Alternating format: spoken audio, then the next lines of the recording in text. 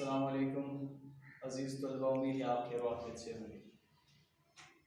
عزیز طلبہ، آج ہم ضمیر کی قسمیں پڑھنے جا رہے ہیں۔ یہ اردو گرامر کا موضوع ہے اور سب سے پہلے میں آپ کو یہ ضمیر کے بارے میں بتاؤں گا، اس کے بعد ہم اس کی اقسام پڑھیں گے۔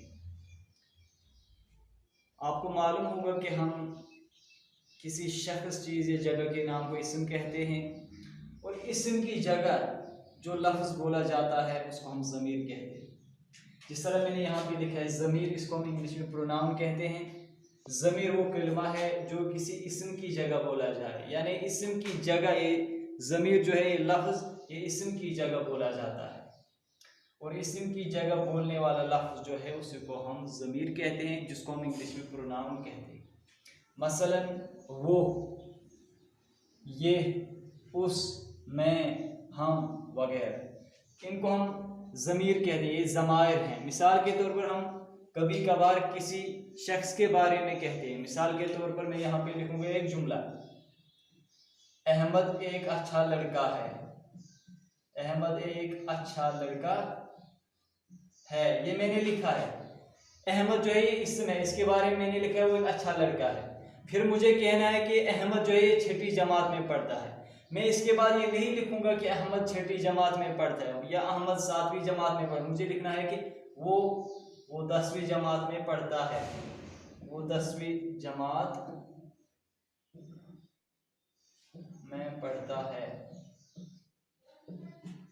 یہاں پہ میں نے لکھا ہے کہ وہ 10ویں جماعت میں پڑھتا ہے۔ یہ وہ جو ہے یہ میں نے احمد کی جگہ استعمال کیا، یعنی جو اسم ہے اسم کی جگہ میں نے یہ لفظ وہ کا استعمال کیا ہے۔ اسی کو ہم ضمیر کہتے ہیں، یہی یہاں پہ ضمیر ہے۔ گویا کہ اسم کی جگہ جو ہم لفظ بولتے ہیں اسی کو ہم ضمیر کہتے ہیں۔ اور یہ ضمیر جو ہے اس کا استعمال کرنے سے یہ فائدہ ہے کہ ہمیں بار بار اسم کا استعمال نہیں کرنا پڑتا ہے، اور ہم پہلی بار جب استعمال کرتے ہیں تو ضمیر اسم کا لفظ استعمال کرتے ہیں، اس کے بعد ہم ضمیر کا استعمال کرتے ہیں۔ اب ضمیر کی قسمیں جو ہیں ان میں پہلا ہے ضمیر شخصی۔ ضمیر شخصی کو ہم پرسنل پروناؤن کہتے ہیں، انگلش میں ہم اس کو پرسنل پروناؤن کہتے ہیں۔ اب یہ ضمیر شخصی کیا ہے؟ وہ ضمیر جو کسی شخص کے لیے استعمال ہو، مثلا میں، آپ، ہم، تم وغیرہ۔ کسی شخص کے لیے جو ضمیر ہم استعمال کرتے ہیں اسی کو ہم ضمیر شخصی کہتے ہیں۔ میں نے یہاں پہ لکھا ہے میں، یعنی یہ ہم کسی شخص کے لیے استعمال کرتے ہیں، اپنے آپ کے لیے استعمال کرتے ہیں۔ اور یہاں پہ میں یہ بتانا چاہوں گا کہ ضمیر شخصی جو ہے اس میں ہم ضمیر متکلم کا استعمال بھی کرتے ہیں، ضمیر مخاطب یا حاضر اور ضمیر غائب کا استعمال کرتے ہیں، جس کو ہم انگلش میں فرسٹ پرسن، سیکنڈ پرسن اور تھرڈ پرسن پروناؤن کہتے ہیں۔ اور یہ میں جو ہے یہ ضمیر متکلم ہے، یعنی یہ بولنے والا متکلم جو ہوتا ہے وہ اپنے لیے استعمال کرتا ہے۔ مثال کے طور پر کبھی کبھار کوئی لڑکا ہو تو وہ کہتا ہے کہ میرا نام احمد ہے، میں 10ویں جماعت میں پڑھتا ہوں، اور میں کا استعمال جو کیا ہے اس نے اپنے بارے میں کیا ہے، اس کو ہم ضمیر متکلم کہتے ہیں یا فرسٹ پرسن پروناؤن کہتے ہیں۔ اسی طرح آپ سیکنڈ پرسن پروناؤن ہے، یعنی یہ ضمیر مخاطب یا ضمیر حاضر جو دوسرا ہوتا ہے سیکنڈ پرسن، اس کی جگہ ہم آپ لفظ کا استعمال کرتے ہیں۔ تم، یہ ضمیر مخاطب ہے، آپ اور تم۔ ہم بھی ضمیر متکلم ہے، اپنے لیے ہم استعمال کرتے ہیں۔ اور ضمیر غائب جو ہوتا ہے تھرڈ پرسن، اس میں ہم انہوں نے کا استعمال کرتے ہیں یا اس کا استعمال کرتے ہیں یا ان کا استعمال کرتے ہیں، تو اس کو ہم تھرڈ پرسن پروناؤن یا ضمیر غائب کہتے ہیں۔ تو اب اس کے بعد ہے ضمیر اشارہ، یہ دوسری قسم ہے، ضمیر کی دوسری قسم ہے ضمیر اشارہ، اس کو ہم ڈیمانسٹریٹو پروناؤن کہتے ہیں۔ اب یہ ضمیر اشارہ کیا ہے؟ یہ وہ ضمیر ہے جو کسی اسم کی طرف اشارہ کرنے کے لیے استعمال ہو، اور یہ وہ ضمیر ہوتا ہے جو کسی چیز یا جگہ کی طرف اشارہ کرنے کے لیے استعمال ہوتا ہے۔ مثلا وہ کتاب، یہاں پہ کتاب اسم ہے، اس کی طرف اشارہ کیا ہے لیکن لفظ وہ کے ذریعے، یہ وہ جو ہے یہ ضمیر اشارہ ہے، اس کو ضمیر اشارہ ہے۔ یہ قلم میں یہ جو ہے یہ ضمیر اشارہ ہے۔ تو مختصر طور پر ہم یہ کہہ سکتے ہیں کہ ضمیر اشارہ کون سا ضمیر ہوتا ہے جو کسی اسم کی طرف اشارہ کرنے کے لیے استعمال ہو۔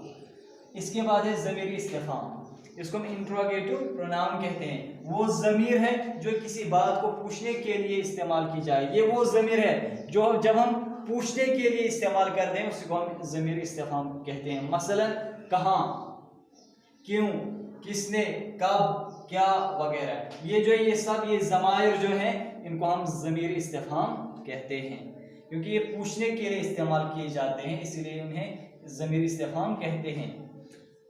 اب اس کے بعد ہے ضمیر موصولہ. ضمیر موصولہ کو ہم ریلیٹو پروناؤن کہتے ہیں. ضمیر موصولہ وہ ضمیر ہے جو دوسرے جملے یا کلمات کے ساتھ ملی ہوئی ہو، مثلا جو، جس، اس وغیرہ. ضمیر موصولہ کون سا ضمیر ہوتا ہے؟ یہ وہ ضمیر ہے جو دوسرے جملے کے ساتھ ملے ہوئے ہوتے ہیں. جب بھی ہم ان کا استعمال کرتے ہیں ان کے ساتھ کوئی جملہ ہوتا ہے جس کے ساتھ یہ ملے ہوئے ہوتے ہیں.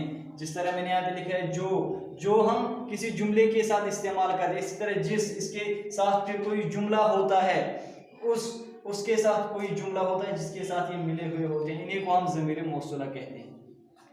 اس کے بعد ہے ضمیر تنکیر. اس کو ہم ضمیر مبہم بھی کہتے ہیں کیونکہ اس میں مبہم انداز میں بات ہوتی ہے. مثال کے یہاں پہ لکھا ہے یہ وہ ضمیر ہے جو غیر معین اسم کے لیے استعمال ہو، یعنی غیر معین جس کے بارے میں ہمیں ایگزیکٹلی پتہ نہ ہو اسی کو ہم ضمیر تنکیر کہتے ہیں. اور مبہم کے معنی بھی یہی ہیں کہ جو واضح نہ ہو.